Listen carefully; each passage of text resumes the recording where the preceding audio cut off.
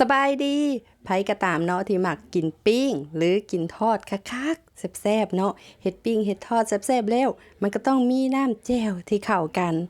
มื้อนี้ปิ้งใส่บ่คาวบ่คมบ่เปื้อนเนาะเพราะว่าเฮ็ดเองแล้วก็ปิ้งไข่หลังบ่คาวแล้วก็มีน้ำแจ่วที่เข้ากันคักๆมื้อนี้เฮ็ดน้ำแจ่วมะขามเปียกน้ำแจ่วมะขามที่ว่า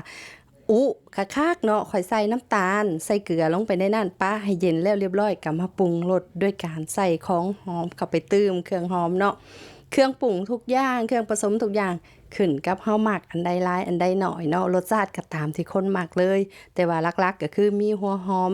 ซอยมีหอมเป๋ซอยมีข้าวคั่วแล้วก็มีบักเพชรผงในนั้นถ้าเฮามักรสชาติแบบใดตืมเฮาก็เติมเข้าไปเนาะ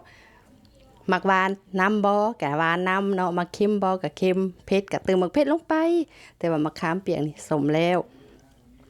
และสิ่งที่จะเฮ็ดให้แซ่บไปเติมอีกก็คือในงาขาวขั่วเนาะโรยลงไปหลายถ้าได้แห้งคักเวลาเราเอาปิ้งใส่หอมๆที่ล้างสะอาดคักๆไปต้มให้สุกคักๆแล้วก็มาปิ้งคักๆนะแล้วมาจิ้มโอ้ยเวลาเราหย่ำเข้าไป คักแซ่บหอมในงา